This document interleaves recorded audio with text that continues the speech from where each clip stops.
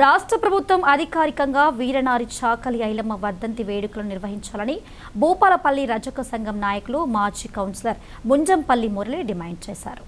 బుధవారం వీరనారి చాకలి ఐలమ్మ 40వ వర్ధంతి వేడుకల సందర్భంగా భూపాలపల్లి పట్టణంలోని చాకలి ఐలమ్మ విగ్రహానికి రజక సంఘం నాయకులు పూలమాలలు వేసి ఘనంగా నివాళులర్పించారు.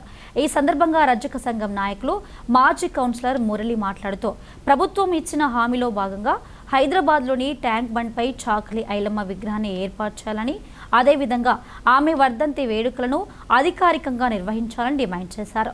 ఈ కార్యక్రమంలో రజక సంఘం నాయకులు పాల్గొన్నారు. ఈరోజు చాకలి ఐలమ్మ గారి వర్ధంతి సందర్భంగా భూపాలపల్లి జయశంకర్ జిల్లా భూపాలపల్లి అర్బన్లో ఇక్కడ బస్టాండ్ దగ్గర ఉన్న విగ్రహానికి పూలమాల వేసి వర్ధంతి సభను ఏర్పాటు చేయడం జరిగింది. అంతేకాకుండా తెలంగాణ వచ్చిన సందర్భంలో ఇప్పుడున్న ప్రభుత్వం ట్యాంక్ బండి మీద విగ్రహం ఏర్పాటు చేస్తామని ఎన్నికల ముందు చెప్పడం జరిగింది. ఇంతవరకు విగ్రహం ఏర్పాటు చేయలే. అంతేకాకుండా రజకులు మన రాష్ట్రంలో దాదాపు 30 లక్షల జనాభా ఉంటుంది. ఈ రానున్న స్థానిక ఎన్నికలలో కూడా ఈ యొక్క బీసీకి 42% ఇస్తానని కాంగ్రెస్ ప్రభుత్వం చెప్తుంది.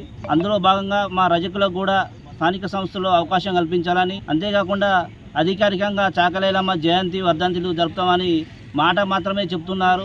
ఎక్కడ ప్రభుత్వ ఆఫీసులలో వర్ధంతి జయంతి చేస్తలేరు.